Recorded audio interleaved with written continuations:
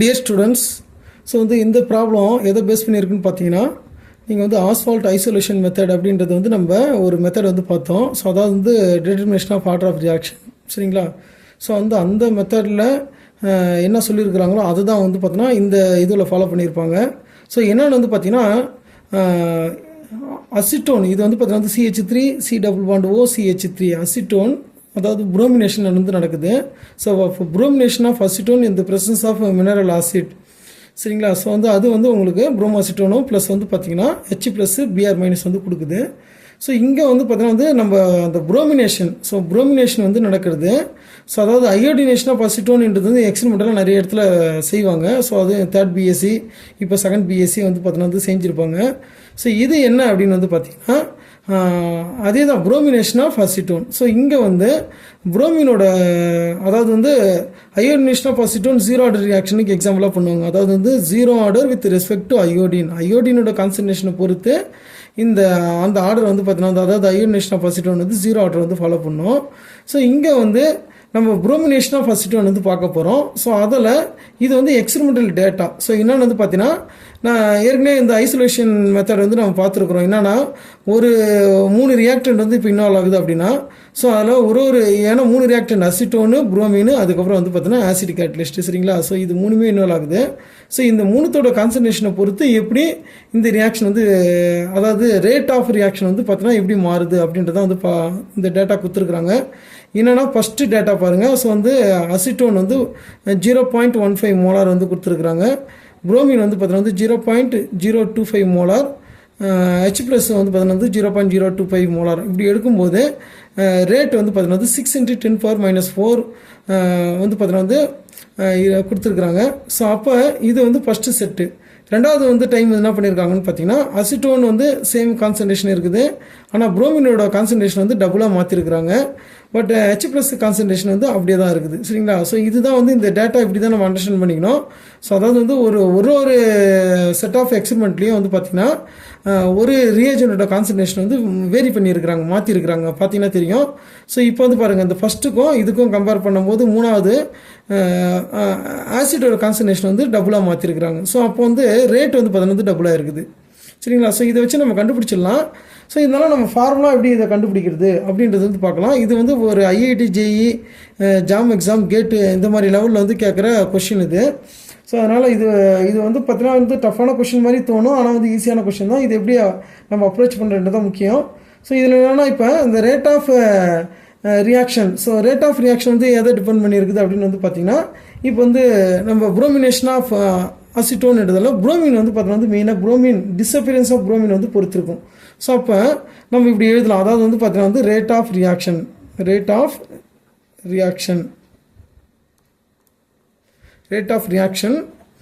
Equal to rate of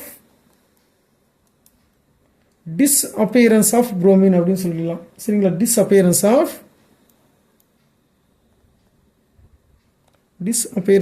bromine, concentration of bromine அப்படின்னு சொல்லிடலாம். So அப்போ வந்து இதுக்கு ரேட் என்ன, இது வந்து பார்த்தீங்கன்னா வந்து இதுக்கான ரேட் ஈக்குவேஷன் என்ன அப்படின்னு பார்த்தோன்னா, ரேட் ஈக்குவல் டு, சரிங்களா? So rate equal to rate constant, சரிங்களா? Rate constant into concentration of acetone and concentration of bromine and concentration of H+. So இது ஏன்னா இது மூணுமே நம்ம எடுத்துருக்குறோம், சரி? அசிட்டோனு, புரோமின், அதுக்கப்புறம் H+, இது மூணுத்தையும் பொறுத்து இருக்குது. ஸோ இதை வந்து நம்ம இப்போ சால்வ் பண்ணோம் அப்படின்னா இது எவ்வளோ மோல் இருக்குது அப்படின்றத வந்து நம்ம மென்ஷன் பண்ணுறதுக்கு என்னென்னா வந்து இப்போ அதாவது இந்த ஆர்டர் ஆஃப் ரியாக்ஷனை இதை பேஸ் பண்ணி தான் இருக்குது. அதாவது வந்து ரேட்லால பவர்ஸ், அதாவது வந்து what is order of reaction? So வந்து பார்த்தீங்கன்னா ஸோ என்னென்னா அதாவது sum of powers of concentration terms involved in the rate expression, சரிங்களா? இல்லை ரேட் ஈக்குவேஷன் சொல்லுவோம். ஸோ அப்போ இதனோட பவர்ஸ் என்னென்ன இருக்குதோ இதனோட கூடுதல் தான் சம்மு தான் நம்ம என்ன சொல்கிறோம்? ஸோ வந்து பார்த்தீங்கன்னா வந்து ஆர்டர் ஆஃப் ரியாக்ஷன் சொல்கிறோம், சரிங்களா? ஸோ அப்போ நான் XYZன்னு எடுத்துக்கிறேன். ஸோ அதை மென்ஷன் பண்ணுறதுக்காக தான் இங்கே வந்து இது டேட்டாவில் கொடுக்கும்போது இங்கே XYZன்னு இல்லை, இப்போ நான் தான் போட்டிருக்கிறேன் இது.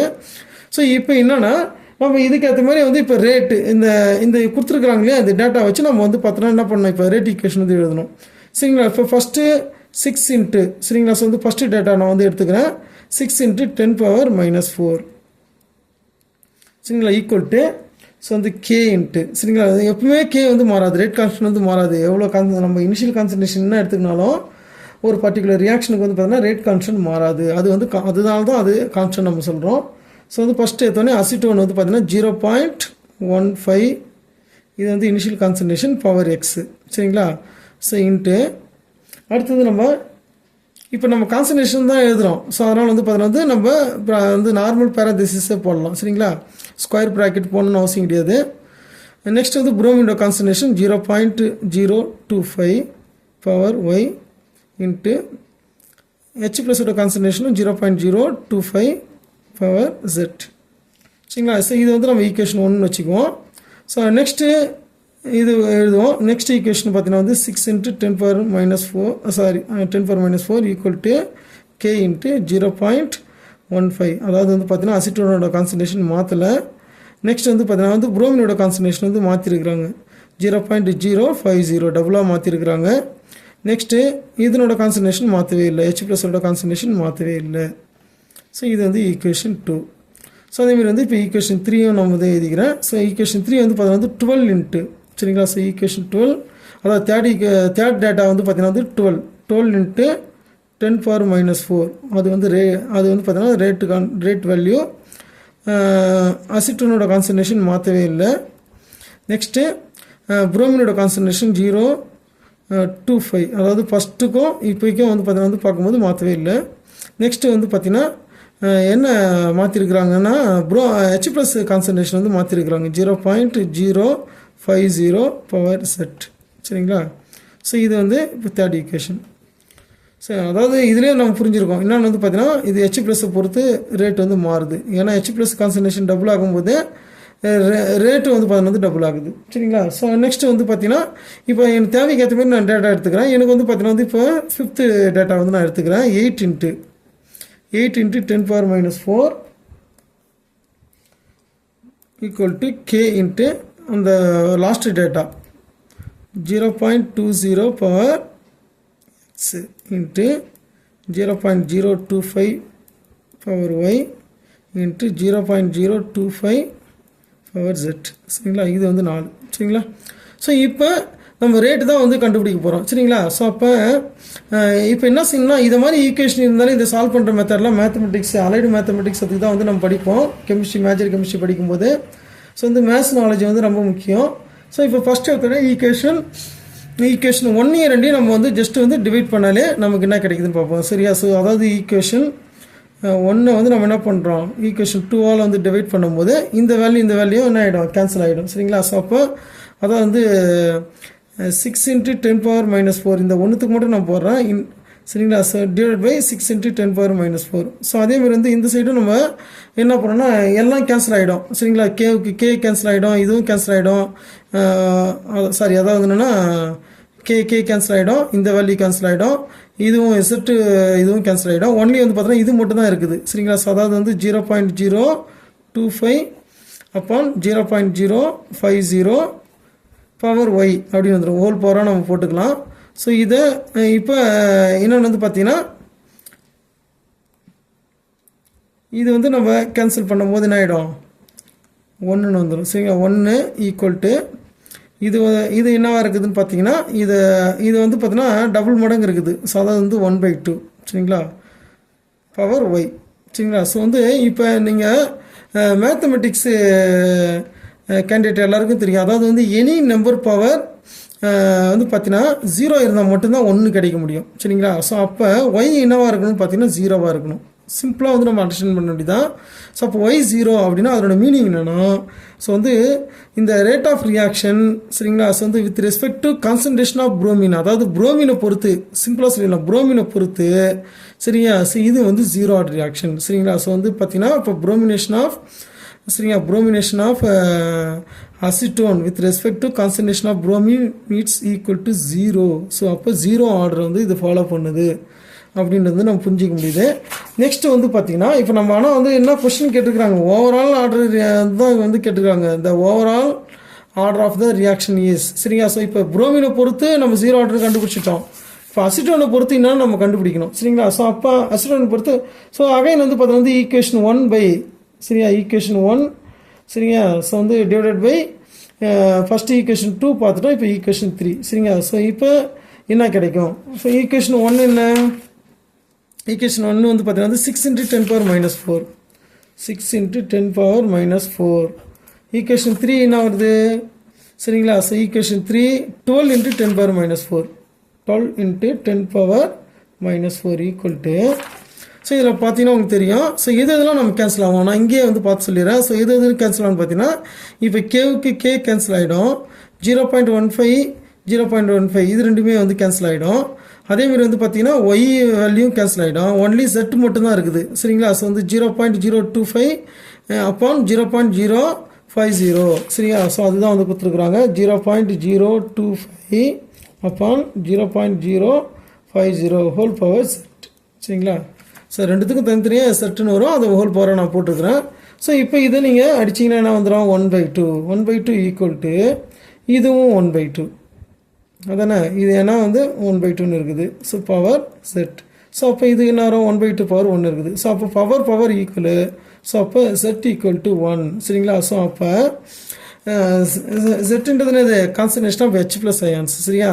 ஸோ அப்போ இது வந்து பார்த்தீங்கன்னா சரிங்களா. ஸோ வந்து அதாவது புரோமினேஷன் ஆஃப் அசிட்டோன் சரியா. Bromination of acetone follows first order with respect to concentration of H + ions சரிங்களா. ஸோ அப்போ H + அயான்ஸை பொறுத்து சரிங்களா கான்சன்ட்ரேஷன் இந்த rate of bromination of acetone வந்து பார்த்தீங்கன்னா வந்து ஃபர்ஸ்ட் ஆர்டரை ஃபாலோ பண்ணுது சரிங்களா. So follows first order